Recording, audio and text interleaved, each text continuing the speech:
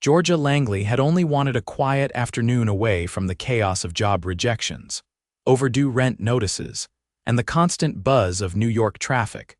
But she never expected to lock eyes with a stranger beneath a blooming arch of wisteria and feel like the world stopped turning.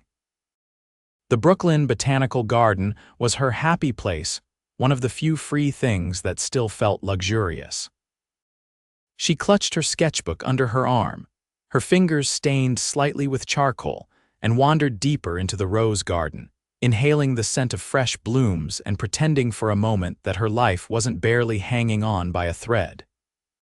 She had just dropped out of her third job interview that week. Another will call you, followed by a firm handshake and a fake smile. She was tired of pretending, tired of smiling, tired of chasing something she wasn't even sure existed anymore. Sitting down on a stone bench shaded by vines, she opened her sketchbook and began to draw the twisting petals of a climbing rose. She felt the tension in her chest unknot slowly as she lost herself in the lines, unaware that someone else had been watching her for the last 10 minutes.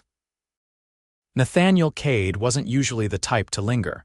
He was always on the move: meetings, mergers, private flights, and boardrooms. But that afternoon, something had pulled him into the garden. Maybe it was the headache from his legal team arguing over an acquisition. Or maybe it was the fatigue of constant yes men and artificial smiles. Whatever it was, he found himself wandering into the serenity of the garden, dressed in his navy blazer and tailored slacks, just needing a breath of something real. And then he saw her. She wasn't posing or performing. She wasn't glancing around to see who was watching. She was simply there, drawing, frowning slightly at the page, brushing her hair out of her eyes with stained fingers. She looked like she belonged to a different world, a quieter one. And for the first time in a long time, Nathaniel didn't feel like a CEO. He just felt like a man who wanted to know her name. He walked toward her before he could talk himself out of it. "You're really focused," he said, his voice low and careful. Georgia startled, looking up. Her eyes were a rich hazel, surprised but not frightened. "Oh, I didn't hear you. Didn't mean to sneak up," he said, offering a small smile. "You draw." Georgia looked down at her sketchbook, then back at him, clearly unsure whether to trust a man in what had to be a custom-tailored jacket. "Kind of, I try, helps me think." "Mind if I sit?" She hesitated for a second, then nodded toward the space at the other end of the bench. "Sure." He sat, and for a moment they didn't speak. The silence wasn't awkward, though. It felt like the flowers and the breeze filled in the gaps for them. "I'm Nathaniel," he said finally. "Georgia." He nodded slowly. "Nice to meet you, Georgia." She tilted her head. "You don't strike me as the garden type." He laughed, low and real. "I'm not usually, but today. I guess I needed it." "Rough day." He looked at her, and for a second the usual polished mask slipped. "You could say that." She nodded, not pushing. He liked that. "What about you?" he asked. "You come here often." She gave a soft laugh. "Is that your attempt at garden small talk?" He grinned. "Is it working?" "Maybe," she said, then added, "I come here when I need to think, which lately has been a lot." He could tell she wasn't going to elaborate, and he respected that.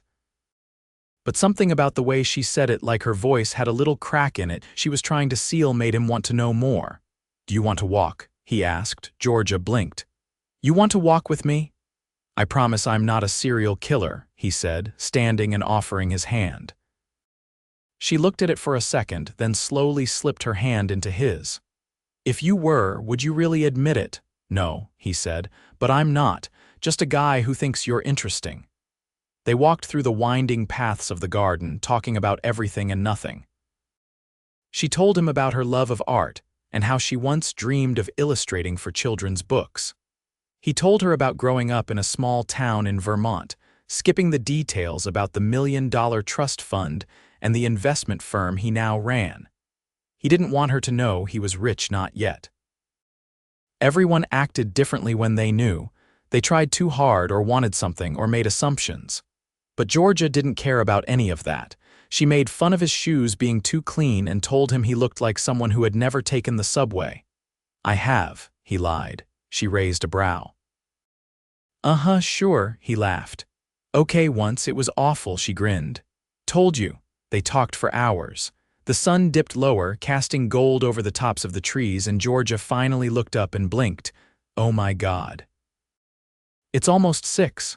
He checked his watch, suddenly wishing the garden didn't have closing hours. I need to get home, she said, backing away a little. But this was really nice. Can I see you again? He asked, surprising himself with how quickly the words came out. Georgia hesitated. You don't even know me. I don't care, he said. I like you, that's rare for me. She looked at him as if trying to decide if it was a line, but his eyes were steady. Slowly she smiled. Okay, but I'm not giving you my number too soon, he grinned. Then meet me here. Same time tomorrow, she nodded. All right, mystery man, but if you wear that jacket again, I'm bringing you flip-flops. He laughed, and Georgia turned and walked away, her hair catching the light like something out of a dream. Nathaniel stood there long after she left, watching the empty path. He didn't know why this stranger, with paint on her fingers and sarcasm in her smile, was already taking up space in his chest, but he knew one thing for sure. He was falling fast.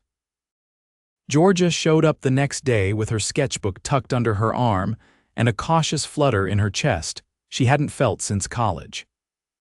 She didn't wear anything special, just jeans and a loose linen blouse, but she had brushed her hair and put on mascara, which felt like a bold move for someone still technically unemployed. Nathaniel was already waiting on the bench, this time in a soft gray sweater and worn in loafers that made him look less like someone who belonged in a boardroom and more like someone who might actually know how to relax. He stood the moment he saw her and gave a nod that was oddly formal, but his eyes gave him away, lit up like he was surprised and relieved all at once. You came back, he said. You didn't seem like the stalking type, she replied. So I figured it was safe. He gestured to the path ahead. Walk with me.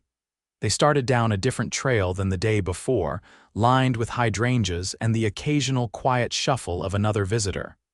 The air smelled faintly of damp earth and something sweet Georgia couldn't name. So, she said, glancing sideways at him, do you always spend your afternoons ambushing strangers in gardens? He looked amused. Only when they look like they belong in a painting. She gave him a dry look. You're lucky I don't gag at compliments. Noted, he said. I'll keep the poetic metaphors to a minimum. They stopped near a pond where koi drifted lazily beneath lily pads. Georgia leaned on the railing, watching the fish. Nathaniel stood beside her, close enough that their arms nearly touched, but not quite. You ever think about leaving the city? He asked. Georgia blinked. All the time, but I can't exactly afford a country estate with a wraparound porch. He studied her. What would you do if money wasn't a factor? She bit her lip. I'd open a children's bookstore. One with art supplies and story hours and tea in mismatched mugs. Somewhere cozy. Somewhere kids could just be. Nathaniel's gaze didn't waver. Why haven't you? She gave a short laugh. Because rent exists. And banks don't hand out business loans to people with fractured resumes and no collateral. He nodded slowly. That's fair, she turned to him. What about you? What would you do if you weren't? Whatever it is you are, he hesitated. I'd disappear for a while, go where no one knows my name. No meetings, no calls, no pressure to be 10 steps ahead of everyone.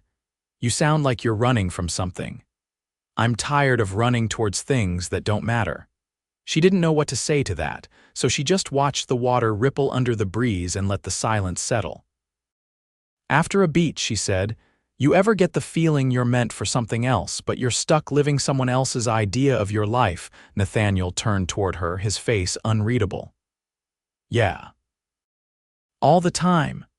They stood there for a long moment before he reached into his back pocket and pulled out a small notebook, the edges worn. He flipped it open and scribbled something, then tore the page and handed it to her. What's this? A place, he said. There's a hole in the wall jazz bar in the village. No signs outside, just a red door. They serve the best blackberry bourbon cocktail I've ever had, and the band plays like they've got nothing to prove. She looked at the note, then at him.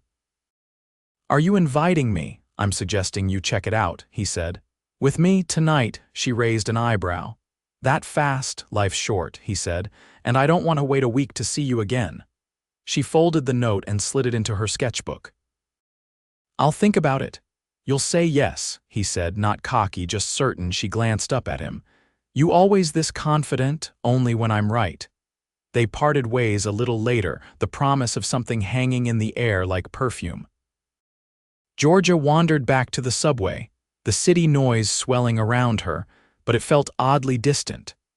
That night, she stood outside a weathered red door tucked between a laundromat and a locksmith that looked like it hadn't been opened since the 90s. The street was quiet, the kind of quiet that made New York feel like a secret. She knocked once and waited. A moment later, the door creaked open, revealing a narrow staircase lit with amber sconces. She descended slowly, the hum of a bass guitar growing louder with each step. When she reached the bottom, the room opened into a dimly lit lounge, full of velvet chairs and flickering candles. A trio on the stage played something slow and sultry, and the scent of citrus and whiskey curled through the air. Nathaniel sat at the end of the bar, his sleeves rolled up, a crystal tumbler in hand. His head turned the moment she stepped in, and his face broke into something that wasn't quite a smile but felt more like relief. You found it, he said as she slid onto the stool beside him. I was curious, she said, glancing around. This place feels like a dream. Then I picked right. The bartender appeared, and before she could ask for a menu, Nathaniel said, "Blackberry bourbon cocktail, trust me." She narrowed her eyes. If I hate it, I'm blaming you. It'll be worth it, he said. Everything tonight will be. They talked through 2 sets of music. He told her about a trip he took to Iceland, where he got lost hiking and ended up sharing fermented shark with a farmer who didn't speak a word of English. She told him about a road trip she took in college where her car broke down in Kentucky, and she spent the night sleeping in a diner booth while it poured outside. Somewhere between the second and third cocktail, she leaned in and asked, "Why do you talk like you've lived 10 lives?" He met her gaze. "Because I've wasted a lot of time trying to live the one everyone expected of me. Maybe this is the one you're supposed to live. Maybe you're the reason I finally figure out which one that is." She didn't answer, but she didn't look away either.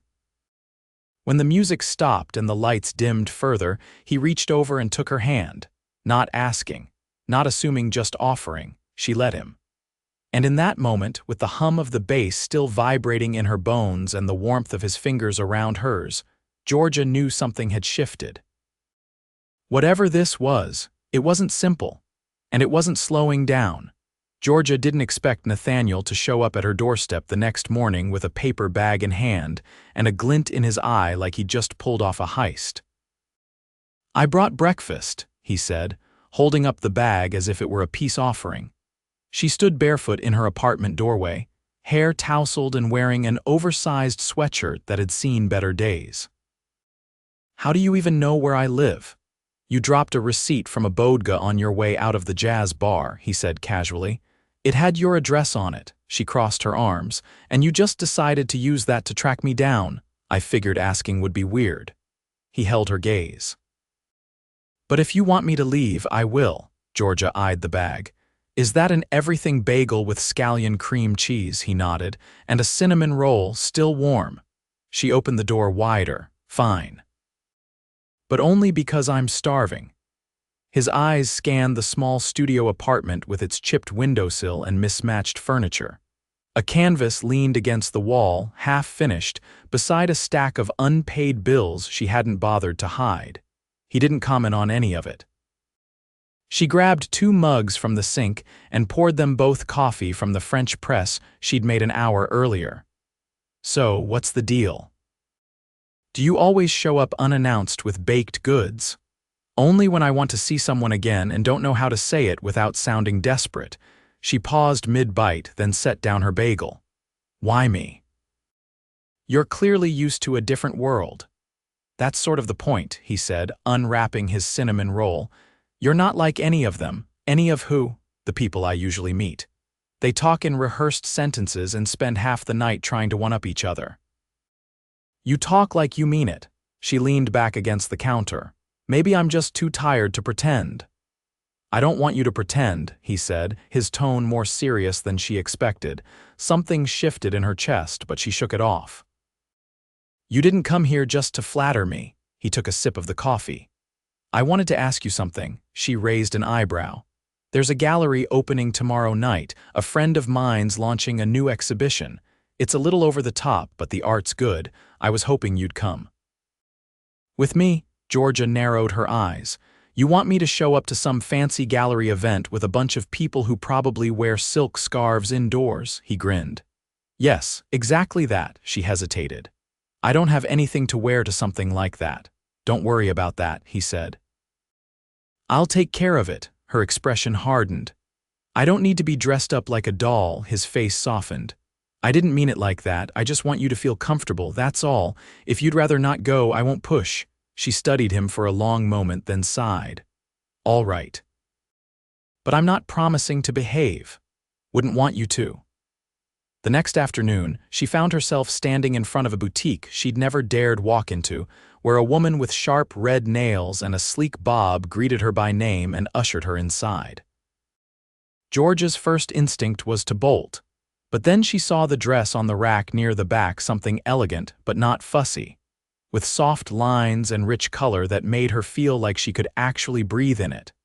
When she stepped out of the fitting room, the assistant nodded approvingly. "He has good taste," Georgia frowned. "He picked this, had it sent in this morning, said you'd hate anything too sparkly." Later that evening, a Blacktown car pulled up outside her building. Nathaniel stepped out, dressed in a tailored charcoal suit with a deep blue tie that matched the subtle shimmer in her dress. He looked at her for a long moment and for once said nothing. She tilted her head. "Is that stunned silence or regret?" He offered his arm. "It's awe, actually." The gallery was housed in a converted warehouse in Tribeca, its high ceilings and exposed beams softened by warm lighting and clusters of people sipping champagne. Georgia stuck close to Nathaniel's side, her fingers twitching slightly as conversations buzzed around her. He leaned in. "You okay?" Trying not to trip over my own dignity, he chuckled. "You're doing better than most here." A woman in a silver jumpsuit approached them, air kissing Nathaniel on both cheeks. "Darling, you never show up to these things." "What changed?" He glanced at Georgia. "Something worth showing up for." The woman turned her gaze to Georgia, assessing her with the kind of smile that didn't quite reach her eyes. "And who are you?" Georgia didn't flinch. "Someone who doesn't care about your name." The woman blinked, then gave a short laugh. "Well, that's refreshing." She floated away without another word. Nathaniel looked impressed. "You're lethal," she shrugged. "People like that don't scare me." As they moved through the gallery, Georgia paused in front of a large canvas, a chaotic swirl of color and shadow that somehow felt both violent and tender. She stared at it for a long time. "What do you see?" Nathaniel asked. She didn't look away.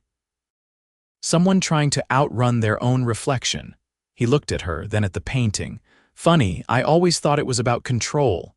Maybe that's the same thing." They left the gallery nearly 2 hours later. He opened the car door for her, but she paused before getting in. "You're not what I expected," she said. "Neither are you." She slid into the seat and he joined her on the other side. As the car pulled away, the city lights flickered past the windows in a blur of gold and shadow. She turned to him. "I still don't know what you do." He met her gaze. "Does it matter? Only if you're hiding something." "I'm not hiding, I'm waiting." "For what?" "For the right moment to tell you everything." He looked out the window for a beat, then back at her. "But I swear, Georgia, when I do you'll understand why I didn't lead with it." She didn't answer. But she didn't look away, either. And in that silence, wrapped in leather seats and the hum of the city, something unspoken settled between them, equal parts trust and danger. Whatever came next, it wouldn't be simple. But neither of them wanted simple anymore. The wind rolled in with the scent of lilacs as Georgia paced along the edge of the Botanical Garden's reflecting pool, her heels clicking softly on the stone. She hadn't intended to come back here tonight, but after the past 24 hours, she needed stillness. Her thoughts had been spiraling since the gallery event, since she'd caught a glimpse of Nathaniel speaking with a man in a navy jacket who'd looked at her like he already knew everything. The conversation had been short, a few words, a handshake, but something about it had left her unsettled. Nathaniel had brushed it off when she asked, saying only, "Old business acquaintance," before steering the topic toward the band playing in the corner. But the way his jaw had tightened, the way he'd scanned the room afterward, she hadn't forgotten. A voice broke her thoughts. "I was hoping you'd come here." She turned around. Nathaniel stood under the arch of climbing jasmine, his expression unreadable. There was something in the set of his shoulders she hadn't seen before. "I didn't come to be found," she said. "Then I'll sit in silence if that's what you need." She looked back at the water. "You said you'd tell me everything when the time was right." He stepped closer. "It is." She didn't speak. She waited. He exhaled. "My last name isn't Cade, it's Kingsley." Her throat tightened. "As in, yes." "Kingsley Capital, the firm, the legacy, the mess." She turned to face him fully. "You lied." "I didn't lie, I withheld." "That's the same thing." "Georgia," she held up a hand. Just don't give me a prepared speech, I don't want it." He took another step forward. "I didn't tell you because I didn't want us to become about that. I've had people pretend before, women who saw numbers, not me, but you didn't ask for anything. You didn't even want me to buy you a drink." "I didn't want anything except honesty," she said, her voice low, shaking. "And you gave me curated pieces of yourself like I was a stranger who couldn't handle the whole picture." "I was afraid," he said plainly, "that if I showed you everything, you'd leave."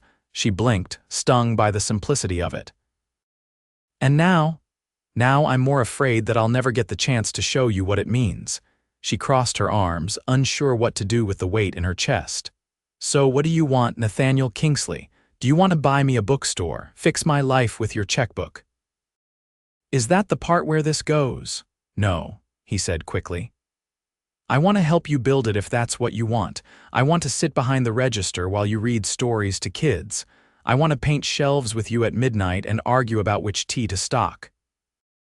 I want to show up for the life you've imagined, not replace it." Her mouth parted slightly, but no words came. "I love you," he said, his voice steady. "I didn't know how fast it would happen or how deeply, but it did. And if I could go back, I'd tell you the truth from the first second. I'd sit on that bench beside you and say, 'Hi, I'm Nathaniel Kingsley, and I've never met anyone who feels this much like home.'" Georgia stared at him, her breath catching. He reached into his coat and pulled something out, a worn sketchbook. Her sketchbook. The one she'd dropped at the jazz bar 2 nights ago and hadn't even realized was missing. "I didn't mean to keep this," he said. "It was in the booth after you left. I saw the drawings, the bookstore layout, the tiny notes in the corner. You've already built it in your head. I just want to help make it real." She stepped forward slowly, taking the sketchbook from his hands. Her fingers brushed his, and the contact sent a tremor up her arm. "You terrify me," she whispered, "because you make me want things I stopped believing I could have." "You can have them," he said. "Not because of me, because of you. I just want to stand beside you while you do." She closed her eyes for a moment, then opened them again, staring into his. "Then don't stand still," she said. "Come with me," he blinked. "Where?" "To the building 2 blocks from my apartment. It's old and falling apart and probably a fire hazard, but the space is perfect, and I've dreamed of what it could be since the first time I passed it." Nathaniel didn't hesitate. They walked side by side through the soft evening air, across 3 intersections and past a shuttered bakery, until they reached the corner where a faded "For Lease" sign hung in the window of a dusty storefront. Georgia pressed her palm to the glass. "This is it." Nathaniel examined the cracked tile, the warped doorframe, the grime on the inside of the windows. "It's a disaster," she smiled. "Isn't it beautiful?" He stepped back and looked at the space again, but this time the hesitation was gone. "We'll need permits. And a contractor who won't gut the character." "I know a guy who restores old woodwork," she said. He grinned. "Of course you do." She turned to him, eyes shining. "I don't care about your name, Nathaniel, or your money. I care that you showed up. That you didn't run when it got complicated. Never even considered it." They stood there, facing the wreckage of something that could become something extraordinary.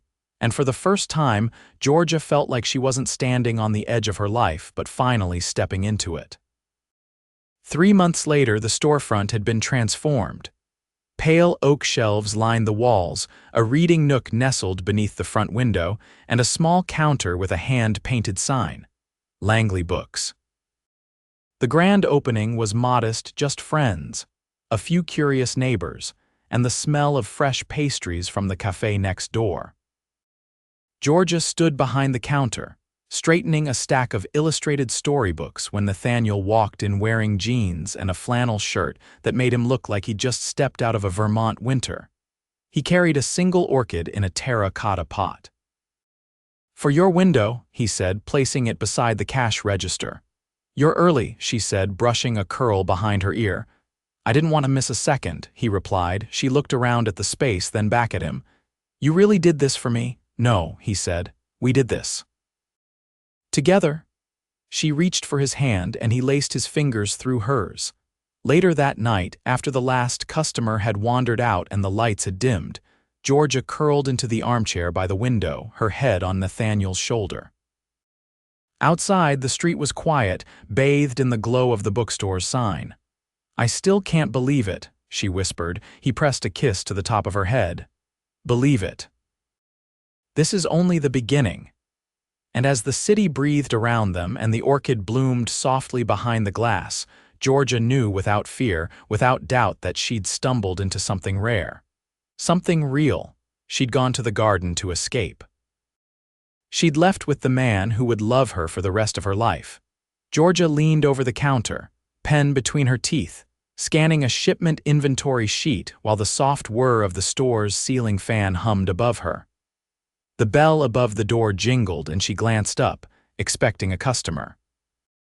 Instead, Nathaniel walked in carrying a flat box wrapped in brown paper and tied with twine. "You're late," she said around the pen. "You're early," he countered, setting the package down. "I thought we agreed not to open until noon today." She pulled the pen free. "I couldn't sleep." Too much nervous energy. He leaned against the edge of the counter. "You've been up since when?" "5," she admitted. "I alphabetized the picture books and reorganized the art supplies by color." He laughed under his breath. "Of course you did." Then he motioned to the box. "This is for you." She eyed it suspiciously. "If it's another antique globe, I swear, just open it." She untied the twine and lifted the lid. Inside, nestled in deep navy tissue, was a framed watercolor painting. Her bookstore. The front window, the hanging sign, even the little ivy plant she'd set on the sill 2 weeks ago. It was painted in soft, dreamlike strokes, but every detail felt exact. Familiar. Loved, her voice caught. "You painted this," he nodded once. "Took me longer than I care to admit." "I had to practice without you seeing." She traced the edge of the frame. "It's beautiful." "It's yours," he said. "So you never forget what you built." She looked up at him, her eyes shining. "What we built." He reached across the counter, brushing her cheek with his thumb. "You're the one who gave it a soul." Before she could respond, the bell rang again. A woman stepped inside, holding the hand of a boy no older than 6. Georgia straightened, tucking the painting beneath the counter for safekeeping. "Hi," the woman said. "My son saw the sign for story time on the chalkboard outside. Are we too early?" Georgia smiled. "No, you're just in time. Come sit by the window, there are cushions." As the boy settled in, Georgia grabbed a book from the display and sat on the low stool in front of the nook. Nathaniel moved to the far side of the store, watching silently as she brought the story to life, her voice animated, her hands expressive. The child was wide-eyed, giggling at the page turns. After she finished, the mother thanked her, bought 2 books, and promised to come back next week. Once they were gone, Nathaniel walked over. "You were meant to do this." She stood and dusted off her knees. "It feels like breathing." They spent the afternoon sorting through the last of their back stock, labeling new arrivals, and stopping occasionally to greet customers. The store was never crowded yet, but each visitor left with something in their hands and a softness in their expression. Georgia noticed it. So did Nathaniel. At dusk, They sat on the bench just outside the shop, sipping root beer floats from the cafe next door, watching the streetlights flicker on. "You ever think about what's next?" she asked. He tapped his glass with his straw. "Next like dinner or next like 5 years from now?" "Both," he turned toward her. "Dinner, I'm making it. You're not allowed in the kitchen until I've burned at least one thing. 5 years from now, I want a garden. Big enough for a table, string lights, maybe a dog, and I want you there every morning, every night." Georgia swallowed. "You've never said anything about a dog before," he grinned. "I was waiting to see if you were the type who'd insist on naming it something ridiculous." "I'd name it something dignified," she said. "Like Sir Waffles," he laughed. "Exactly my fear." She turned more serious then. "You really see us that far ahead?" "I see us farther," he said. "But I didn't want to scare you." She reached for his hand. "I'm not scared anymore." He brushed a kiss against her knuckles. "Then marry me." Georgia froze. He stood, pulling a small velvet box from his pocket. "I was going to wait until we were in Vermont next weekend. I had this whole picnic planned, but now just feels better, more real." She opened the box, heart pounding. Inside was a gold band, simple and elegant, with a small sapphire embedded beside a diamond. "I asked the jeweler to make it look like a sky just before sunset," he said. "Because that's the moment I knew I loved you." She stared at the ring, then at him. "You're serious?" "I've never been more." She stood slowly, eyes never leaving his. "I want to wake up next to you every day. I want to argue about what color to paint the guest room and spend Sunday mornings reading on the couch while you make coffee that's always too strong. I want all of it, with you." He reached for her, slipping the ring onto her finger with steady hands. "Then say yes." "Yes," she whispered, and then louder, "Yes." He pulled her into his arms and she laughed against his shoulder, the sound full and unguarded. They kissed as the streetlights blinked on behind them, the city humming around their little corner of peace. Months passed. The wedding was small. Held in the garden where they first met, under the same arch of wisteria that had once framed their first conversation. Georgia wore a tea-length dress that swayed when she moved. Nathaniel wore a blue tie, the same shade he'd painted the sky in her ring. There were no vows from cards, they spoke from the heart. "You didn't just find me," Georgia said. "You saw me, and you stayed. You reminded me what it meant to want something real," Nathaniel said. "And I'll never stop choosing you." Afterward, they danced under string lights while Georgia's friends from the art co-op performed acoustic covers. The night was warm. The stars stayed out. They bought a brownstone not far from the bookstore, one with creaky floors and a backyard just big enough for a garden. Georgia planted lavender. Nathaniel tried to grow tomatoes. They adopted a golden retriever who answered to Sir Waffles, despite Nathaniel's protests. Every morning they walked to the shop together. Every evening they closed it side by side. They didn't need grand declarations anymore. The love was in the details. In the way he'd leave her favorite tea steeping on the counter. In the way she'd tuck a new sketch into his briefcase before a trip. In the quiet moments between the big ones.